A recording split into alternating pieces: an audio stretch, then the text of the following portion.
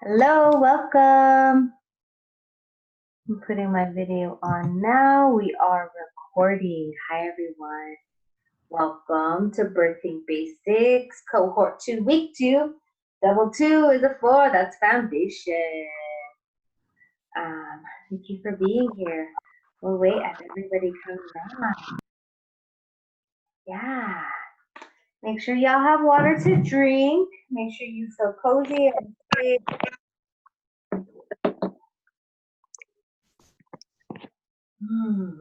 Pregnancy portal. Pregnancy portal. I'm excited about it. I'm going to go ahead and mute all.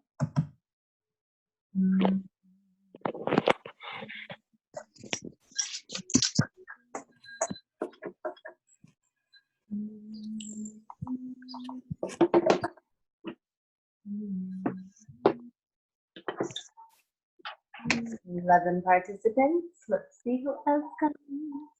Thank you all for being here. Settle in as soon as you get here. And just go ahead and give yourselves some breaths, some space to tune into your breath, some space to tune into your body. This week we had some questions about where what lives in your body. So we are going to check in with that.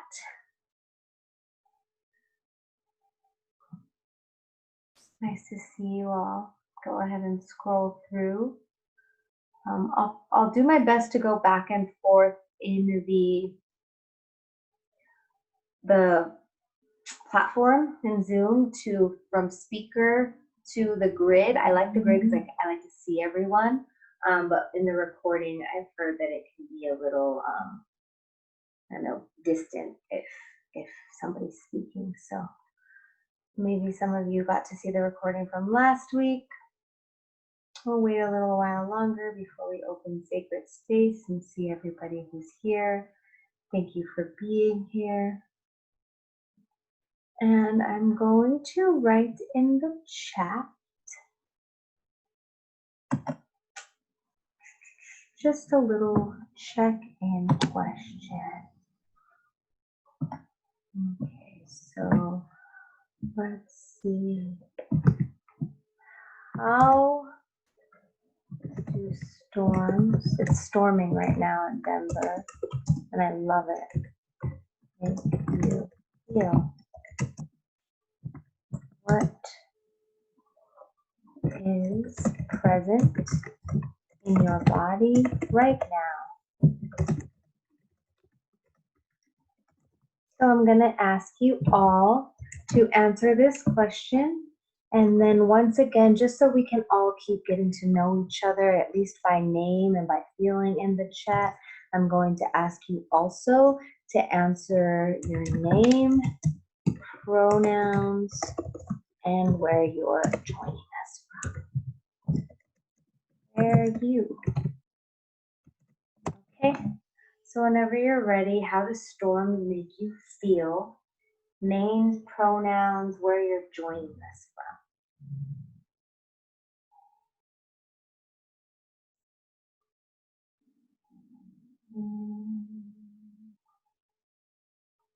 And if you haven't already, make sure you have water. Okay.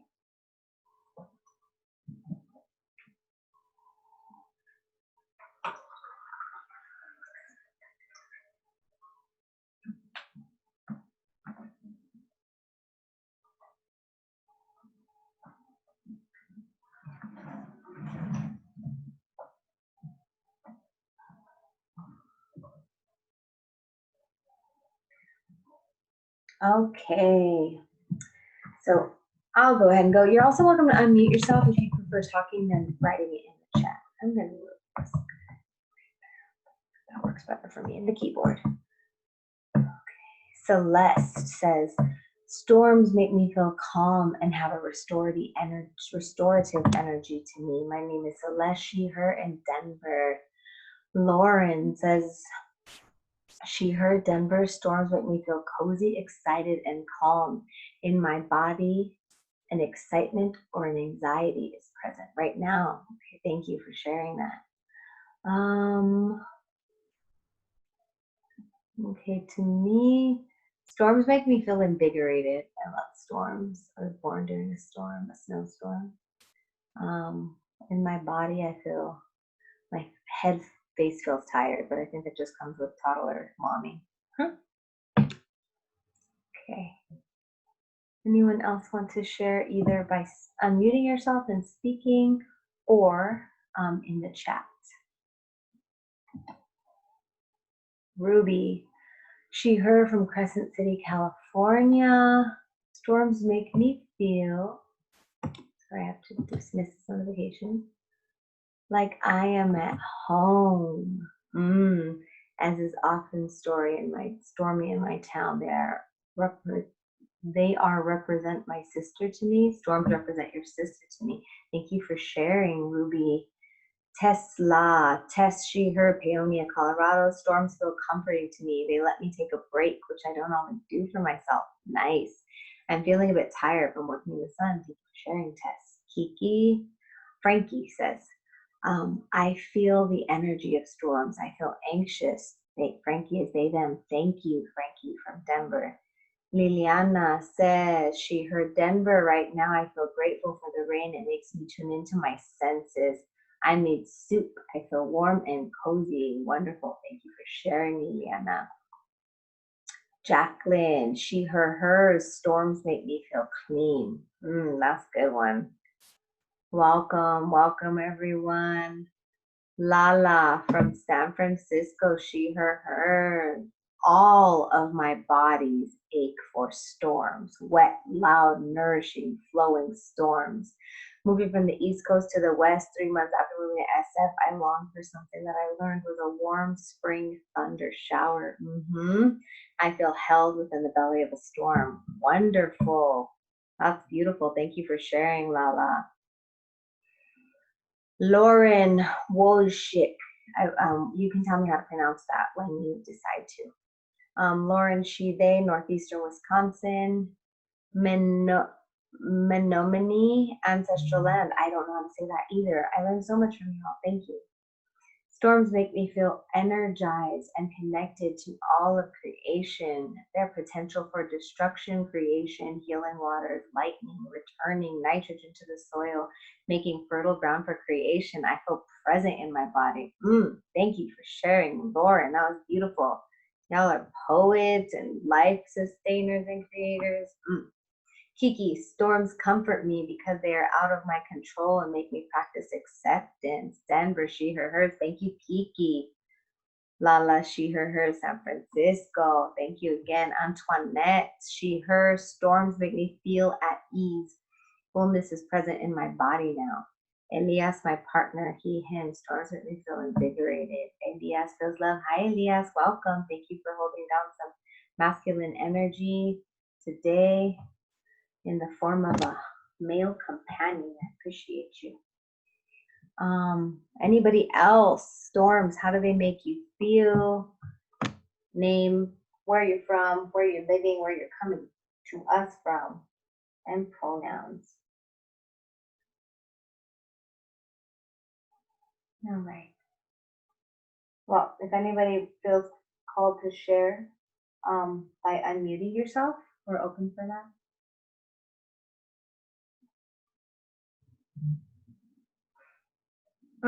I like to see Kiki and Frankie giggle together.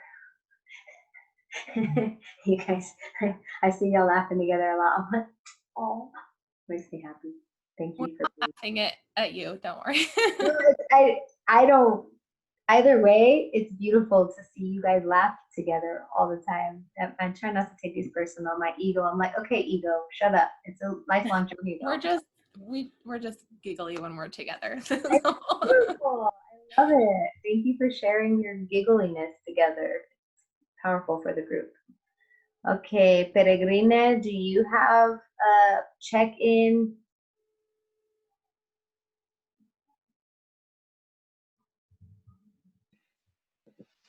Hey, I'm Peregrine, and yeah, she, her, and I'm in the Bay Area. I'm in Pinole. So we are, Luchin Oloni land.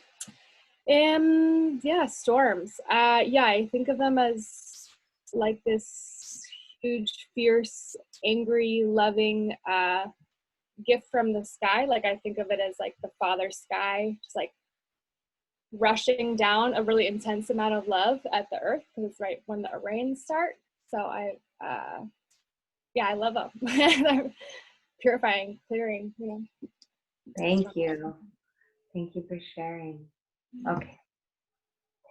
Okay, I'm going to go ahead and open sacred space. So however you all prepare for that.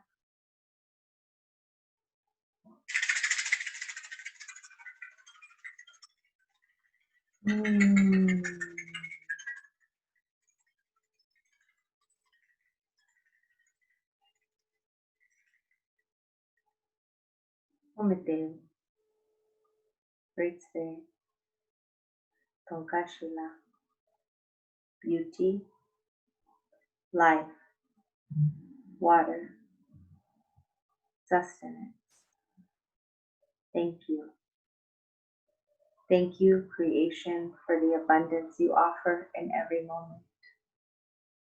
Thank you for the challenges, Great Spirit, that our spirits may rise, that we may learn, that we may strive to fulfill the contract between heaven and earth, that we may strive to heal ourselves, our ancestors, and our unborn.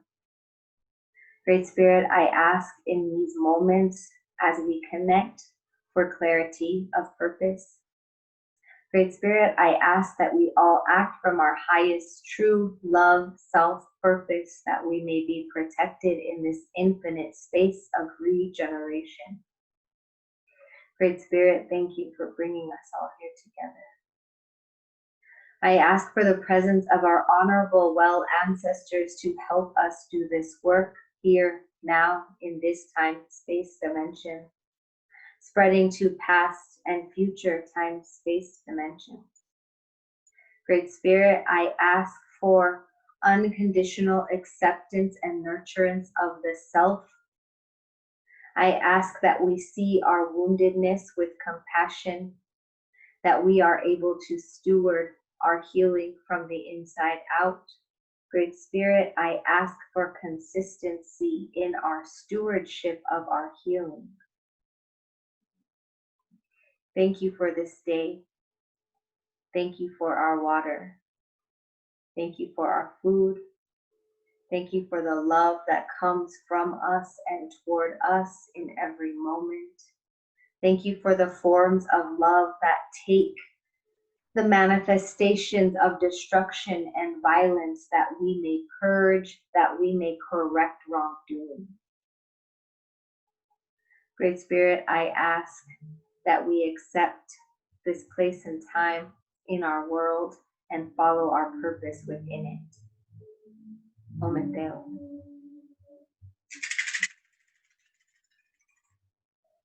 Okay.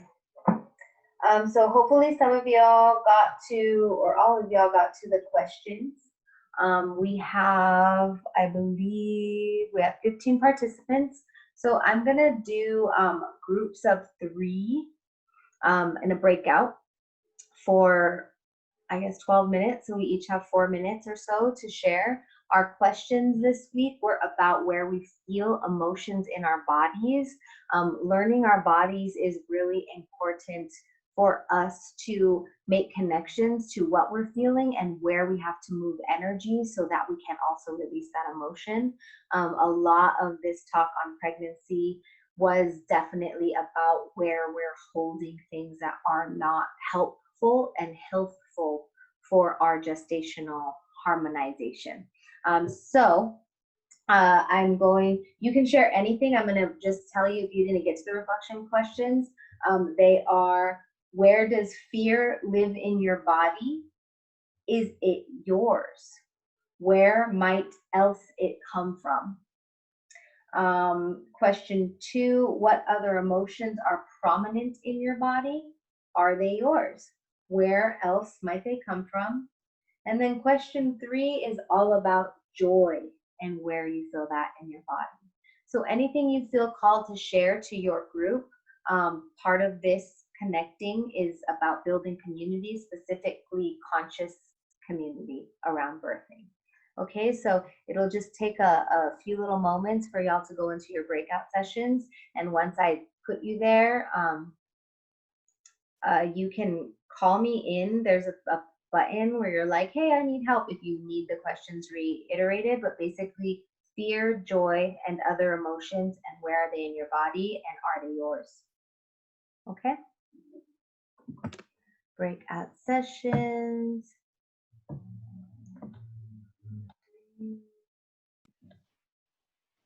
Amy, how much time do we have so we know how to?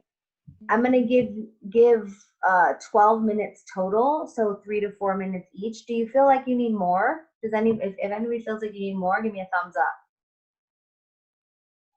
Okay. All right, we're gonna go for that then. And then, so here I create the rooms options. Total of 12 minutes. Okay? Open all rooms. Have fun, y'all.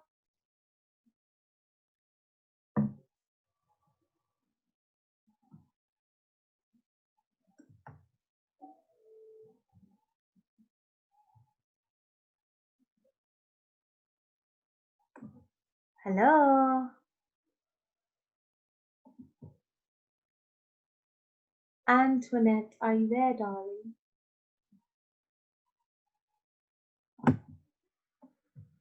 Hello. Hello, hello, hello, hello, hello, hello, hello.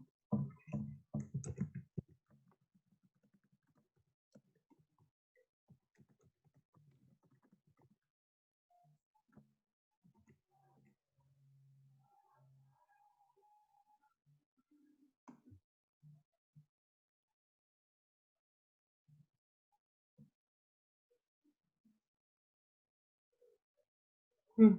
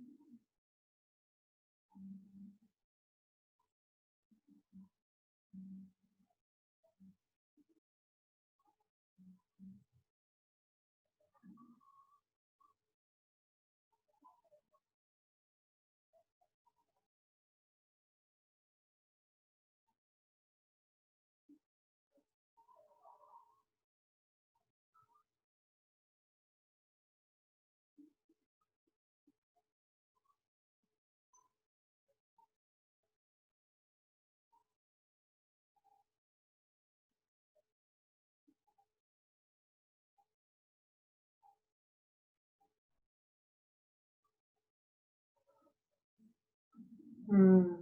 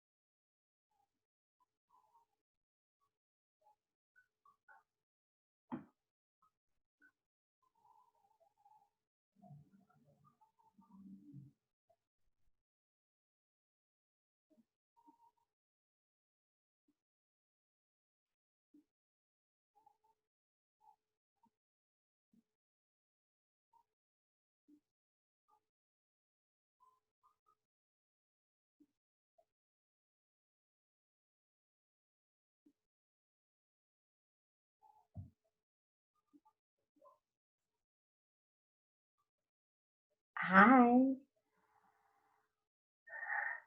Oh, hi. Hi. I think you're signed in twice because I can see your face right here. Oh, Ah, am I on my phone too? hi. Hi, everyone. Welcome back. Welcome back. Welcome back. Awesome. Hopefully that was lovely. Okay, let's have 3 of you, whoever feels called to share with the group what you feel called to share with the group. Collective inspiration and learning. Whoever wants to go.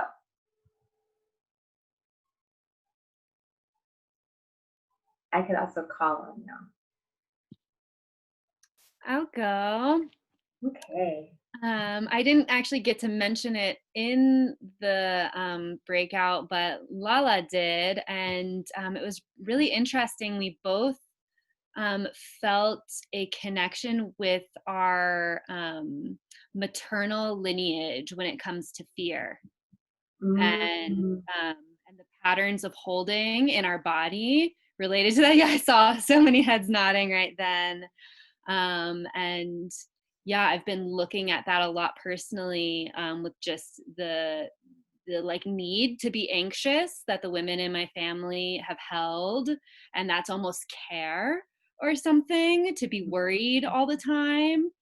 And I've really been looking at that and allowing myself to relax into the body. And then we both shared, in our moments of joy, we both brought in the elements. Like I was like, yeah, when I'm in joy, it sinks me into my body, and I feel really grounded and rooted, a lot of earth element. And for her, she had a lot of fluidity between people and dancing in groups of people. So I just love that. Yeah, the elements tether us.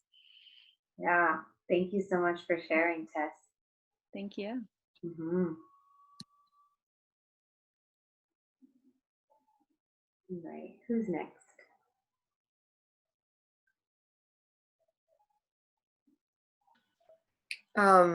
I was in a group with Ruby and Liliana, and a lot of the things that we feel, we all resonate with each other as far as like fear and like where it sits in the body. So it made me feel like I wasn't crazy for feeling certain things if other people are feeling it too. It sucks that we all feel it, but I'm glad it's not just me.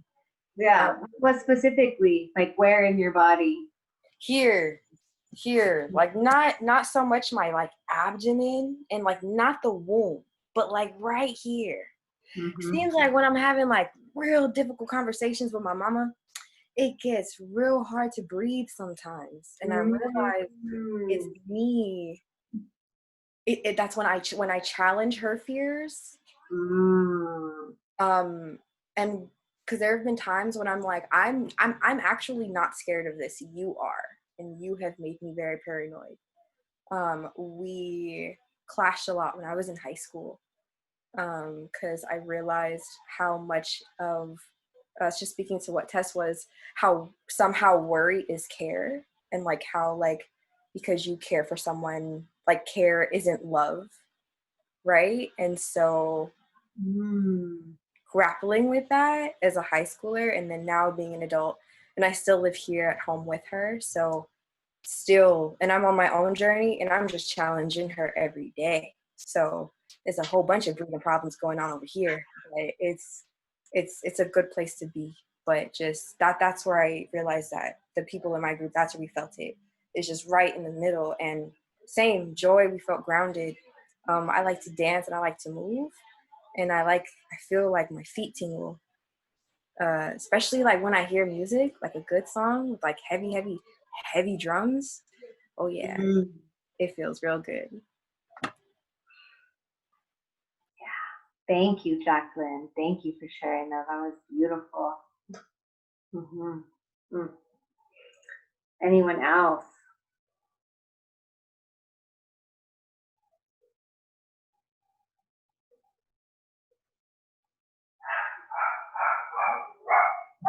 Irasol wants to share. That's my duck.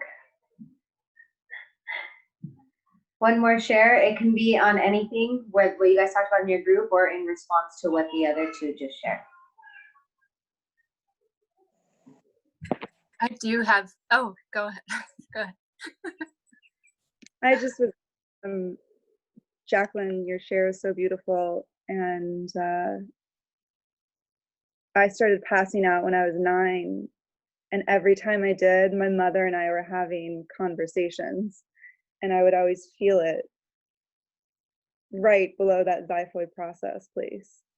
And it took years to figure out why I was passing out. And just simply, I'm a sensitive person. My nervous system gets activated. And every single time until I could work through and understand that it was ancestral. Like that's like the mom button, I think. And that is it.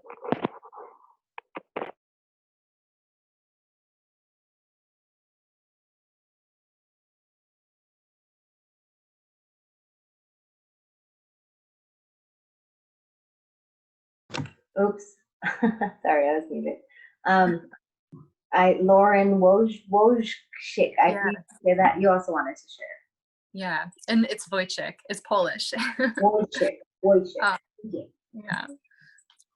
So yeah, what Nicole shared earlier about the worry masquerading as care kind of thing made me think of something that Celeste mentioned in our group, which was something that you mentioned to me last week about your mom like putting out prayers instead of kind of like projecting this worry onto a situation, just putting out prayers for it.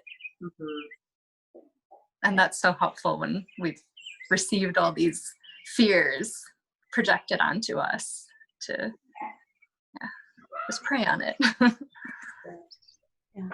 And something that came up for me and in our group too was just like how early these fears are projected, right? When as I heard, and maybe some of your moms or other tias, grandmas, abuelitas, would say, no, no, no, te vas a quemar. No, no, no, you're gonna fall. No, no, no, you're gonna, you're gonna do whatever. And instead of like, they're already like projecting that you are going to hurt yourself instead of like helping you be more in tune with your body, right, as a child. And something for me as an educator in early childhood, of like trying to change the language of using no, stop, don't do that, don't do this, don't, changing the frames, right, changing the language to be like, does your body feel safe? Do you think you can get down from there? If you get to that place, do you feel okay, right? Instead of saying no, no, no, stop, don't, you're gonna fall, right? And so like those like shifts that we can make as moms, as parents, as family members of just like community with children, to be able to kind of help make those shifts right from the start. Thank you, Liliana, for those But reflections. it's hard to do. It's a hard thing to change or Yes. shift. Yes. And thank you, Lauren. Yeah. Okay, someone else want to share? Hey everyone.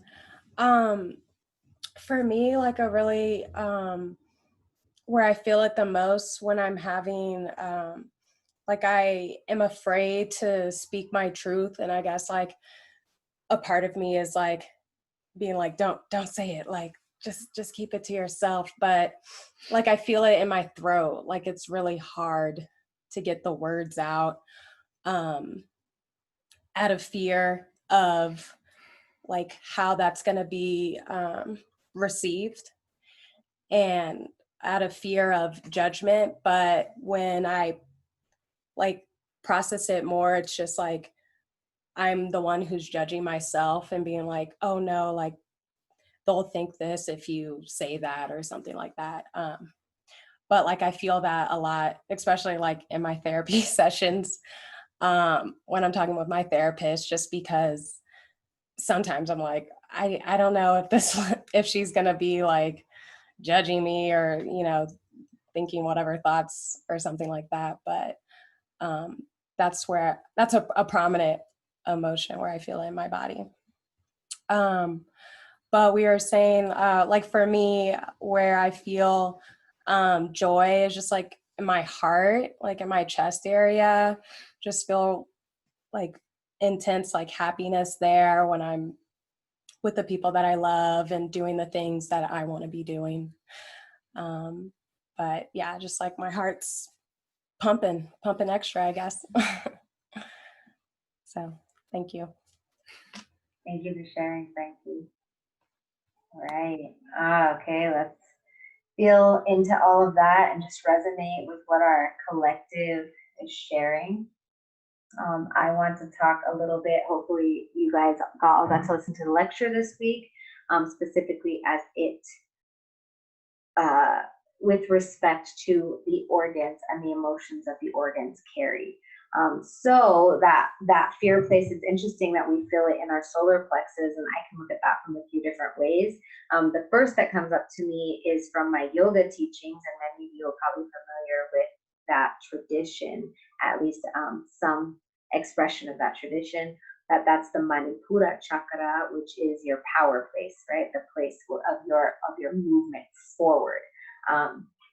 So it makes sense to me in the histories of female-bodied humans why we have had our power taken away from us and then that replaced with fear.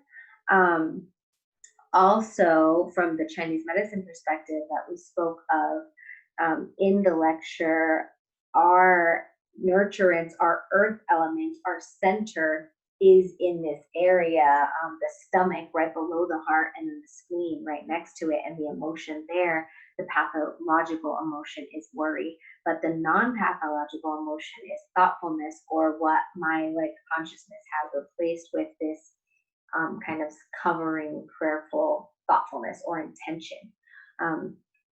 So when we are in this having to mull over things and then the chi gets stuck there, it could express itself as like what I would call a bola. That's what we would say, like just like a clumping right there.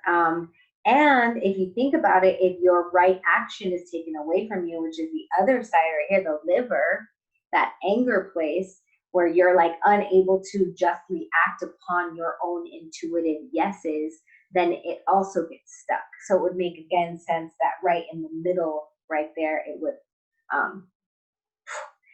Then if you think about the entire body, what that looks like, that center place looks like in like a big picture of being centered or not being centered, of your center being stuck or blocked. The diaphragm is right there, and that space sits right on top of the diaphragm. Rather, that is right under the diaphragm. And the diaphragm is a big old muscle, an umbrella muscle, and it has connections to your breath and to your lower back internally. So if we're unable to fully expand our lungs and breathe in, there will also mimic, or there's going to be that parallel of stuckness, and we're not going to also be rooted because our breath can't reach the down, right? Like we're unable to really down. And then what Frankie was saying in that throat place, in my clinical experience, and I think I mentioned this last week, there's so much connection between the throat and the womb. And like a lot of patients will come in and they'll be perimenopausal and have hormonal issues in the womb, and also hypo or hyperthyroid issues. Excuse me. And it's really interesting teaching this class right now from my perspective, that you guys know my background, but also at the same time, I'm taking the Matriz y Concha class from Paquetani and Digimama, and maybe some of you are as well.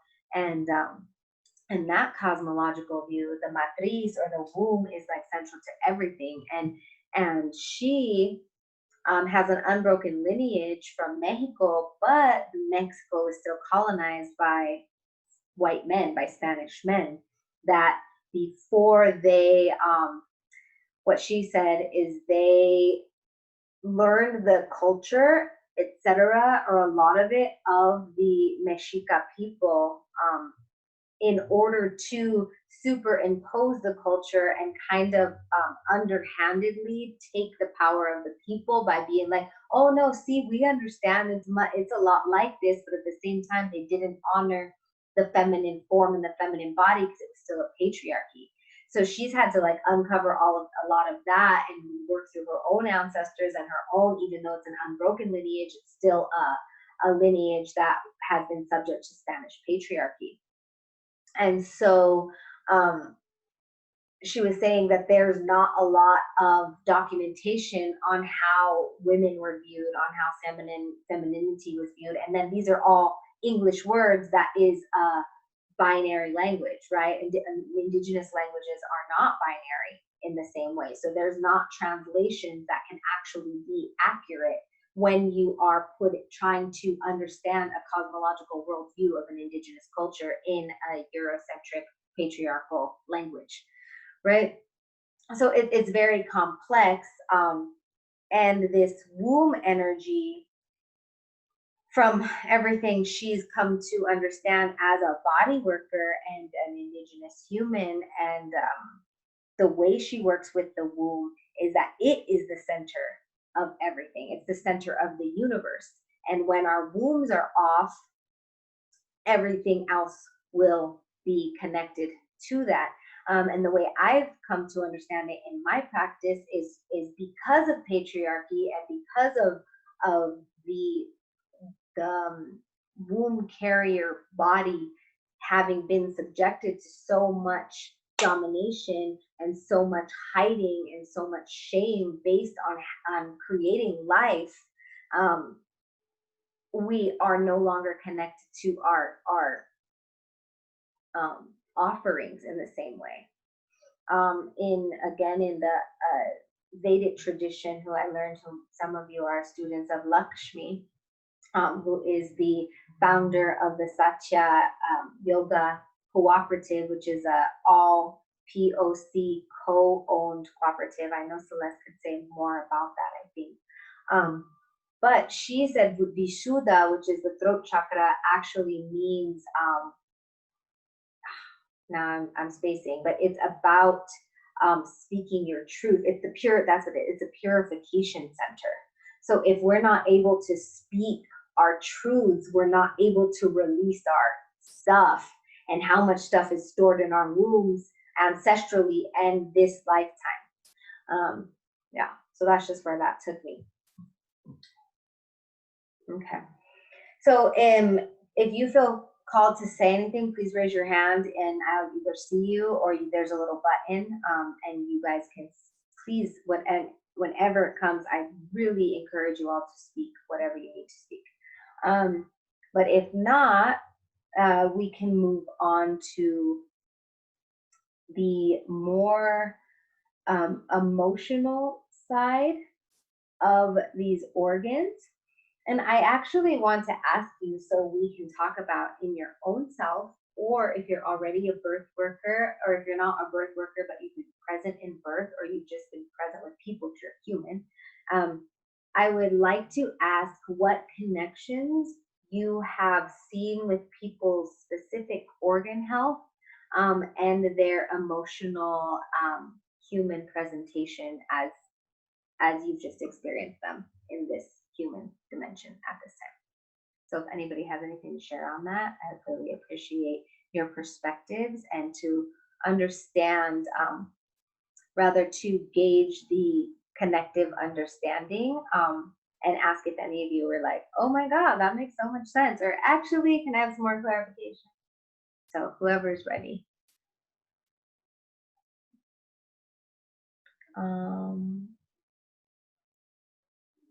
I'll actually read these in the chat first.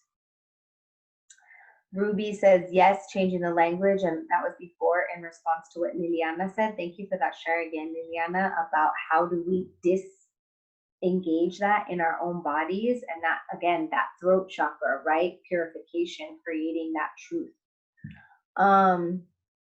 Lala says, Tess and I spoke of feeling fear in our throats as well. That fear for me is more of this lifetime than ancestral.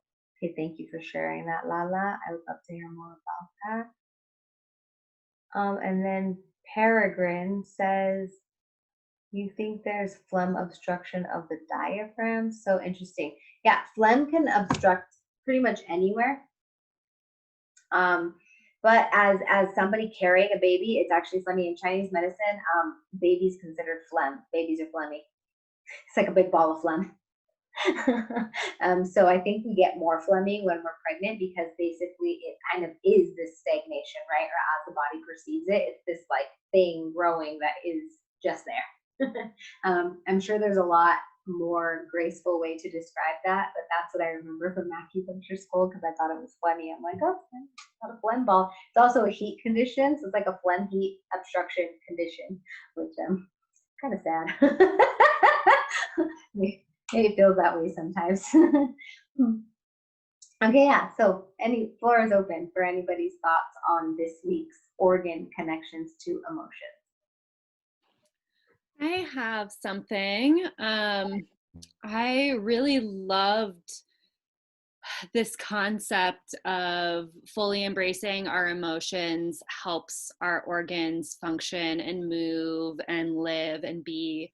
And it just, yeah, intuitively hit me really strong. But then it also made me think of what is that point where letting the emotion out doesn't actually resolve anything for a certain person, and what that points to if they tend towards blame for others and external things as the source of their emotion, and they won't have resolve until something else or the world is perfect around them. And yeah, where does that spiral out point to? Yeah. Thank you so much for bringing that up. Yes. So I think I mentioned that excess and deficiency exist in the same place at all times. It's like yin and yang. One can't live without the other. So if something goes excessive, the chances are that it also goes deficient. And maybe not at the same time, or maybe at the same time. So the duality lives always. That's something to just know. In my experience as a practitioner, it has come to my attention exactly what you spoke, is that some people default to these emotions as a way of bypassing the work. So that also exists. However, or within that rather, it still points to like a diagnosis, right? So for instance, there's a book called Nourishing Destiny. It's by a 5-element Chinese medicine practitioner named Lonnie Jarrett. And his assertion based on antiquity and Chinese medicine 5-element theory is that depending on your constitutional principle, which is your presiding element. So I remember I said that the organs are like consciousnesses. It's not just a flesh organ. It's like the meridians and the tissues and the emotion and the spirit of the organ. Like the organs are entire consciousnesses. Depending on your element, you are that type, that elemental type, that constitutional type. And each of these has a story that is connected to this elemental tendency, if you will. So for instance, my presiding elements, and I think it's shifting as I age, honestly, is fire. And it used to be fire. And I have dimples, and dimples are fire. And I love to wear bright red lipstick. And I'm like charismatic and loud. And I'm all over the place, right? So it's like fire element. The heart, the emotion is joy. So I might be like, and I'm laughing all the time. And then I go home and I'm, don't talk to me, right? This is excess and deficiency acting together. Anyways, according to Lonnie Jarrett, there's excess deficient types. So a wood type is like, the example he gave is a tree. The shining example of a wood type would be a bamboo, where there's water running through it and it's hollow and it sways in the wind and it grows strong like a tree, right? That's the virtuous tendency of a tree. An excess tree would be like an invasive species where its roots are and its branches are get out of my way, I don't care what's in my way. But then deficient type would be like a brittle little tree that's super dry and just a little wind just breaks it. I can't do anything, right? So this is example in a human being who is that type where they're either like a bulldozer, get out of my way, or it's everybody's always doing something to me. So there's still a diagnostic understanding in that tendency. Now, from a consciousness-based perspective, and not necessarily a Chinese medical consciousness-based perspective, but like a Buddhist or a meditators or woke, if you will, even though, Miriam Hasna just had a thing called Waking Up for Being Woke. You guys follow her? She's an amazing human.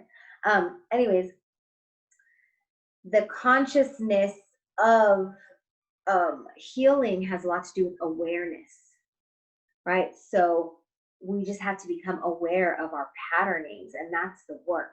That's the hard part, right? So say, for instance, you have a loved one who every time they get called out for some, stupid shit that they do, they just start crying. And they default to crying, and they're always expressing this grief, and it might be 40-year-old grief, and you're like, dude, what are you doing about it? And some of them might finally recognize it, and some of them might not, but that's why there's this nuance of doing the work. I like to hold space for that in recognizing the body's propensity, because in my understanding, the body is the messenger for all of this spiritual, emotional stuff, right? So for instance, if we're criers, and we default to crying, there's a point where you go, how many of you have had that happen? Right? Your body's like, that's your body like, all right, that you're good, shift. Now, in that moment, if we have the awareness, we understand that we have a choice.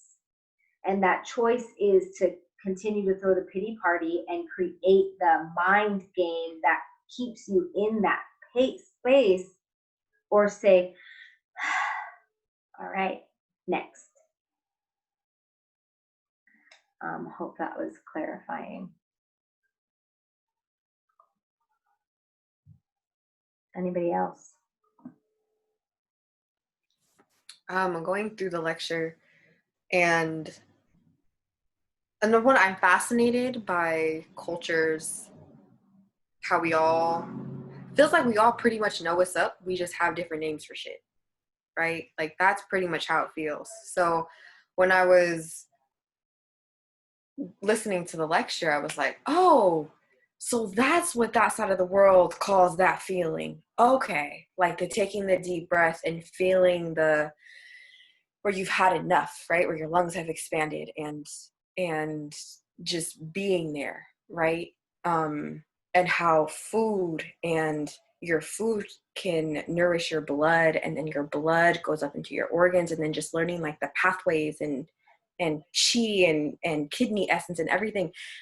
Honestly, and really realizing how everything is connected made me feel so small for like 2 seconds. But for some reason, I was like, oh, like all of this is bigger than me, and that's okay. But like, wow, I'm very small. Like I am, this is that. I had to sit with that for a second, and just like spirit and earth and like all of this has already been planned, and like everyone's body does the same things. We just do it at different times and at different spaces. Just really, really made me, I had to sit with that for a second. And you put names on it, and I know that's like such a colonized like way of thinking. Like the minute we have a name on something, it's like, oh, that's what it is, and like we feel better instead of just being with that emotion. But that was, yeah, sorry, a little long-winded, but that's pretty much like how I spiraled in like 2.5 seconds.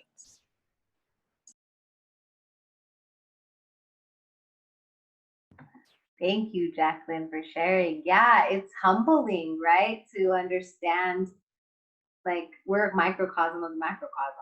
Like, and the cool thing is that if you look, at least the three that I've really studied, Ayurveda, Chinese medicine, and Nishika traditional medicine, these like ancient world views, it all connects to the cosmos, and it reflects in us, right? And if you talk to an astrologer, they can tell you exactly who you are because of the stars, like literally.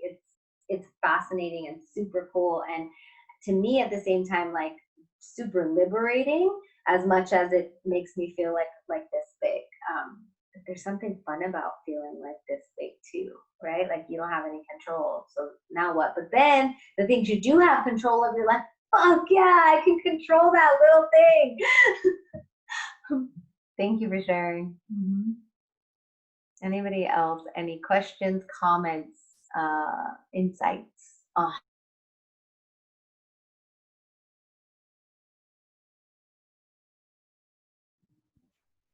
I had a question, and this might be in the next session, so feel free to ask me to pause. But as far as the organs go, I'm wondering about the placenta, and the development, and just how important it is, and kind of selfishly for my own from my own experience.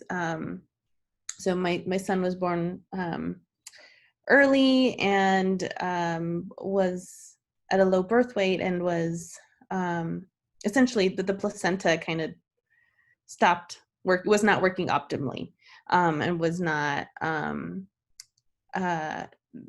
after the birth, it turned out that like over half of it was like not, it essentially was like dying.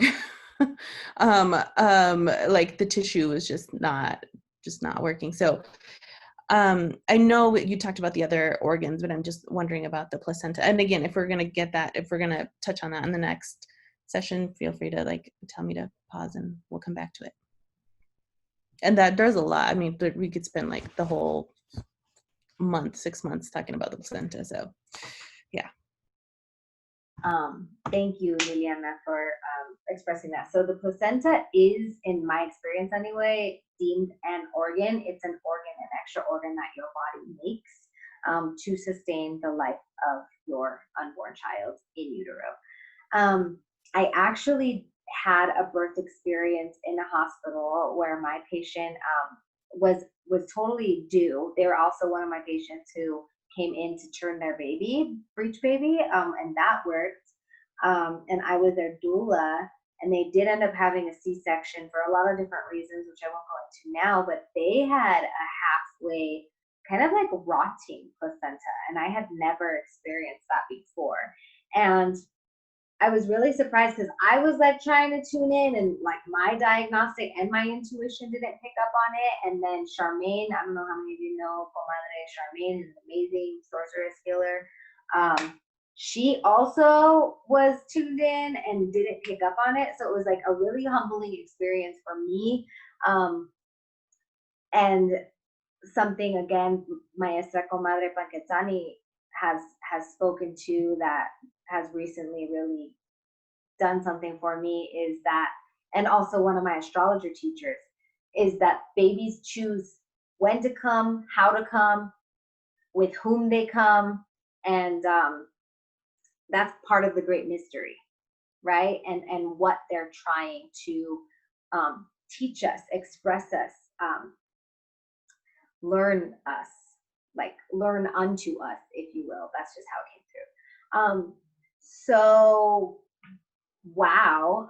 I have also had the experience where an MD has spoken that the placenta wouldn't work, and the patient was like, "F that, I feel fine. I'm having a home birth," and the placenta was also just fine. So in this specific birth that I was just talking about, when I saw that and heard that, the first thing that came to me in my intuitive space, which could be right or not right or partly right, depending on everything and nothing at all, was a lot. She coexisted with a lot of shame. Okay, and to me, that would conflate with something like literally rotting. It's like you're according to the body talk system and consciousness-based medicine, our bodies can't tell the difference, or our brains can't tell the difference between what we're thinking and what's actually happening to us. And our thoughts, especially if they're toxic thoughts, literally have variants, like they create things in our body. Yeah, I actually need to talk to you specifically anyway, Liliana. Just I want to like talk to you about some of that personally, so we can schedule a meeting about that. But thank you for sharing. And the truth is, I don't really know, but because I'm a mental, emotional, spiritual, physical practitioner, I always am asking like the bigger questions about the consciousness surrounding any symptomology. And the truth is, only you know really about that. So I would encourage you to like sit with that and ask your body and ask your ancestors and ask your guides what you're here to learn from that, and how your son is here to show you whatever he's here to show you. Mm-hmm. Thank you.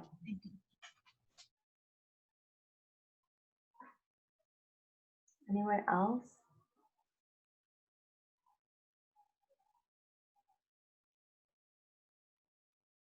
Let's see if there's any of that. Okay. All right. So then, any more questions about anything? Doors are open. Floor is open for free questioning, not necessarily guided by anything we talked about so far. I feel like I'm taking a lot of space, but I do have one question. I'm so sorry. You're fine. Thank Can you for sharing. you speak to like the spiritual, I guess, correspondence to heart attacks? My Chinese medicine first mentor, Dr. Ron Rosen, he's in my acknowledgments. He said, real men don't cry is the biggest reason why men have heart attacks. From a physiological perspective, there could be a lot of reasons. Heart blood deficiency. I think probably more than anything, it's heart blood stagnation. And then nowadays, phlegm foods, like basically hydrogenated oils that cake the arteries. Even though I am a spiritual practitioner, there are some basic body stuff, like you have to take care of your vessel, right? Like this is the only vessel you have. So honestly, I think in this society, it's a lot of things, but heart attacks are a complication of poor diet, hydrogenated oils. Connected to specifically in male-bodied humans, an inability to express anything.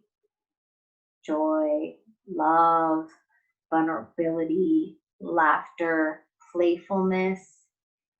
Some dads do a really good job. One of my partner's friends, his name is Stefan, he's part of the Flowbots, spoke to the father archetype being one of the divine jester. And you're just like playing, and my partner does that really well, where he's like, ah! And does like funny things, and the baby is just like, ah! And they just have the best time ever. I think that's partly how parenthood can save a human in that way. And then also movement, right? Like our heart is the emperor. So Chinese medicine, as you all read and witnessed in the lecture, the heart is the governor of the governs the blood, right? It connects the vessels. Like the strong heart pumps the blood through the body. So if your heart, because you've never been allowed to fully truly allow the flow, not just of your blood, but of your chi, of your emotions, of your essence, of everything connected to the Bao Mai, right? Your essence is your kidneys. And then for male-bodied humans, that is the prostate. There's still this connection to the kidneys and the heart. So there's also that fear and will, right? Like if you're unable to literally express your will because you are working for the man 9 to 5, how does that affect your entire bodily presentation? So it's like a really huge thing, but honestly, I could pin it down to alienation from the work of your hands, Karl Marx, Communist Manifesto. The heart meridian runs through the hands. So if you can't offer, your heart isn't fully flowing. Yeah, we have a whole class on that.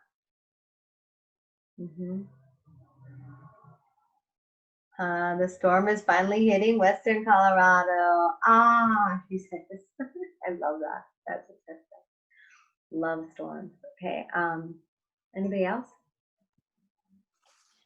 I had a question or a comment, and it was about sorry if she's might cry.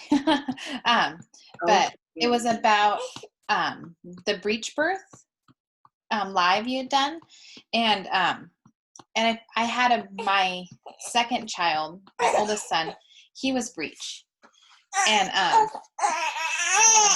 I was wondering if you can talk a little bit more about that. Yeah. Specifically what that means for like the child, or what do you want me to just about breech birth in general? Sorry, it's okay if they're crying. The babies cry. Um, so what's coming to me right now? Sorry. It's okay. Oh, it's okay. But I guess it was more about how the energy works in that. And so when he turned, he was head down until like let me see, we were 41 in like 5 days. And then I felt him turn. He was big enough, but I also knew that something was wrong. And so we went in, and so I was wondering how, because with you're talking about the meridians and the energy spots, like, and how with the moxibustion it can pull them and make them switch. Like how does that work? Not work, but how does the energy flow up, and then they recognize the energy and then turn around? Honestly, thank you for asking that question. The thing coming to me right now is he didn't give a fuck. That's the thing that came to my head. I had a baby once in utero, and she was due. I think she was past due, close to 2 weeks.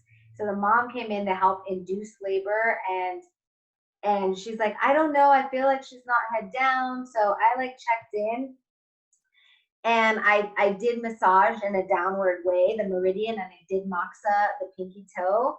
And when I tuned into the baby, what I heard was, I know which way to go. I'm just not ready yet. I'm coming on the new moon. Like, super sassy. So sassy.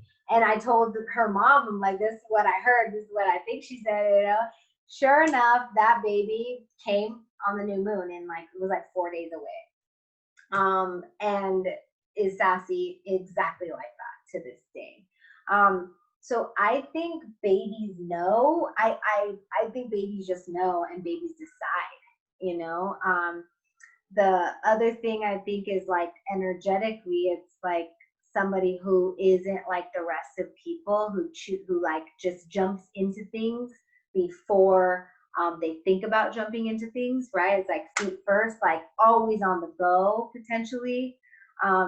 So I would also wonder, like when you said I knew something was wrong, I would wonder what was going on with you, what was going on in your relationship, what was going on in the cosmos. I would also want to know what the time and place they were born and understand their chart. Like these things are so complex and so nuanced. Yeah, that's the first thing that came up for me. That sounds a lot like my son. He's very very stubborn, that was my initial thought when after he was born, was he was like, no, I don't want, I'm gonna stay, like I'm okay. But he's so much the negotiator too, just in life. So that makes a lot of sense. He's gonna negotiate his way back into even his way he enters into the world. Yeah. Thank you. That was do it his own way. Yeah, and that's when it comes to like trust your baby, trust your body, that doesn't necessarily mean birth naturally. That means listen and follow. Like there are reasons why we have all the things, right? Like if you are a spirit-led person, again, take what serves you, what doesn't. But it's helpful for me to believe that we're being guided always by this spirit space that leads us to the places we need, right? Whether you're a baby or a parent, there's tools, and we just need to listen to which ones to use, right? I also think there are evil forces that don't listen to our innate knowing. So there's that too, which is why my prerogative is to bring us back so that we are we tune in with ourselves first, and we listen to ourselves first, and listen to babies. Mommies and babies know.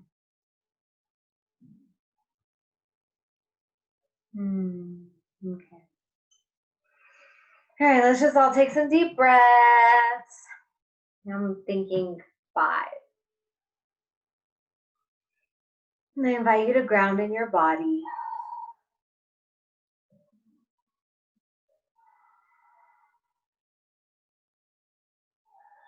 Note if any shifts happened from the beginning of our call to now.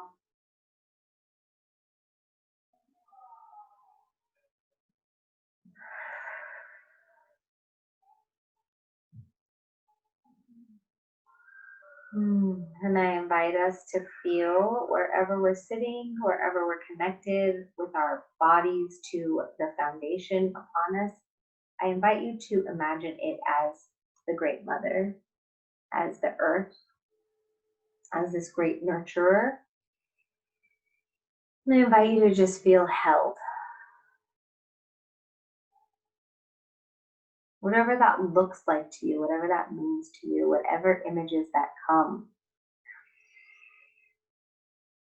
Feel held, feel safe, feel offered to. Any images, any feelings that come that are not in alignment with feeling held, safe, and offered to, we're just going to let them dissolve and be taken up by this master nurturer that we are gifted with in this moment.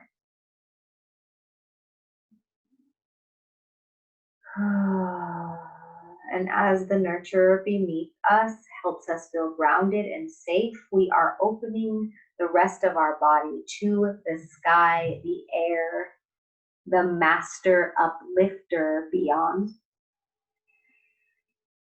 To feel connected to all of the stars, all of the trees, leaves, all of the energy floating above us, the sky, the storm, the clouds, the moon, the sun. Allowing us to feel again open to receiving the offerings. We are in this place of receiving now from all directions, using our breath as a guide.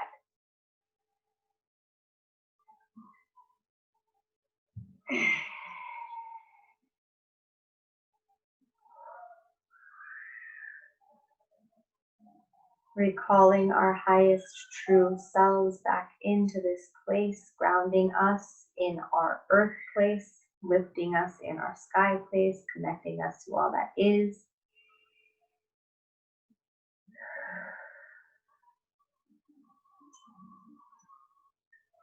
Asking lightness to come in our head, any heaviness of thoughts be lifted.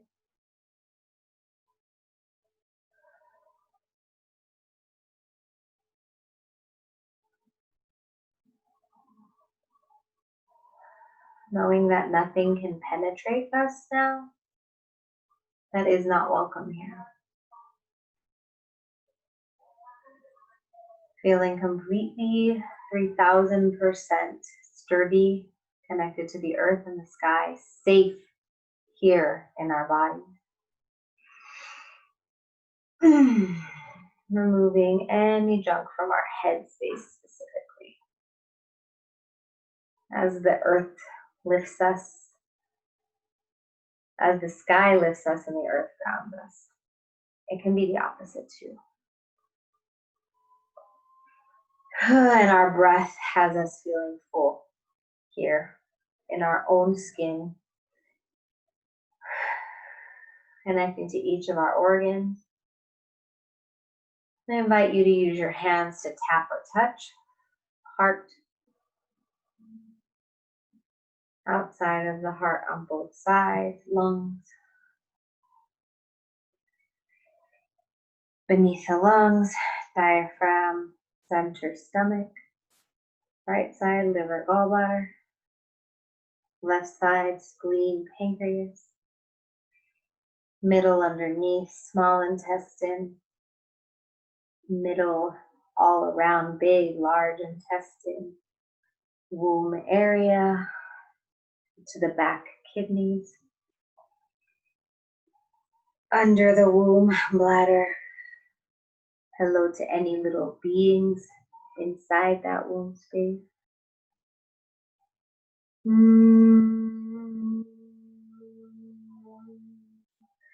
we're going to ask any spirits that are not of your body to leave the womb space.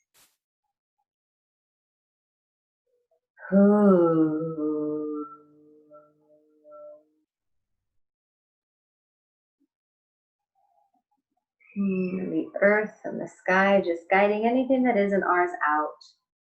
No emotions, no fixations, nothing dreary, just simple out. A liftedness and a groundedness coexisting in our safe body now. 5 more deep breaths.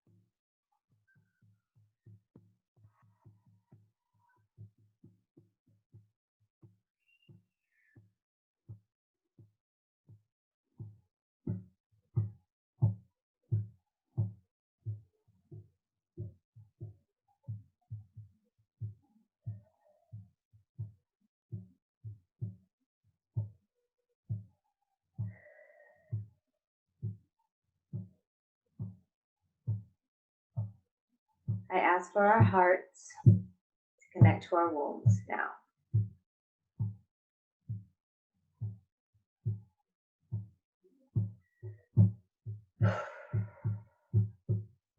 I ask for our wombs to connect to our throats now. Deep breath. And exhaling, we make a sound from our womb into our voice. 4 more times.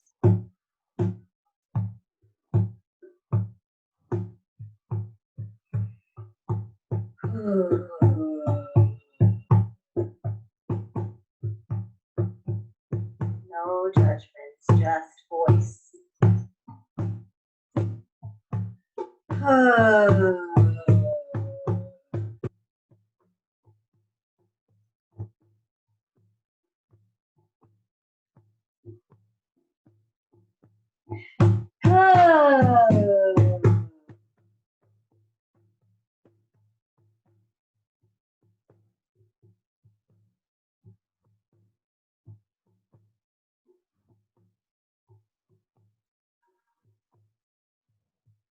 May our bodies be safe. May we feel them sacred.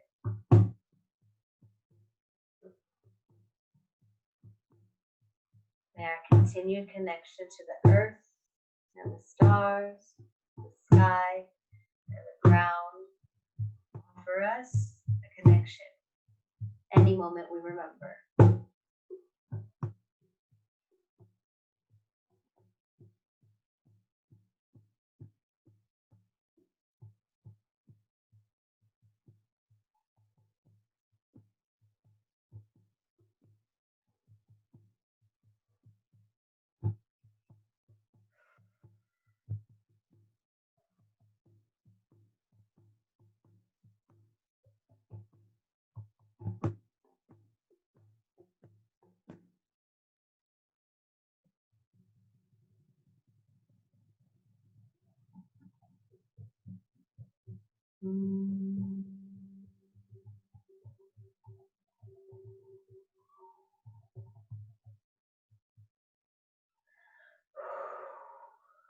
Then I invite you all to shake. And just breathe and be in your body and give yourself what you need right now. Touch yourself. Look at the sky if you're outside. Look at your body. And in this moment, you know what you need. You're going to end this call and you're going to go give yourself that. And if you can't give yourself that, you're going to make it so that you can go give yourself that, because you deserve to give yourself what you need, especially since we're healing our ancestors. Our ancestors couldn't, so we can. Okay, many blessings. And oh man, didn't feel the drum. I'm sorry about that. It just came through. I'm actually sitting on my cajon. It's a cajon. And so I can feel it in my womb, and that just came through. So drumming is really powerful medicine. In many traditions, including old European traditions, women are keepers of drums. The drum is connected to the heartbeat. Where we fail, it's the ancient one.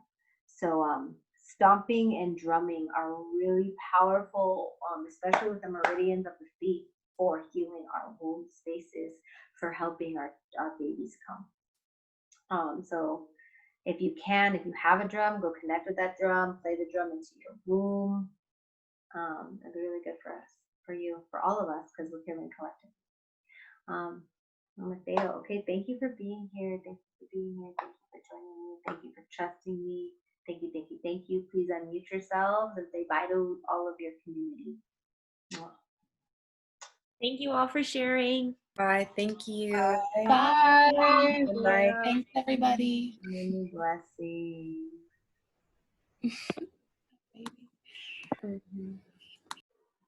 Bye, y'all.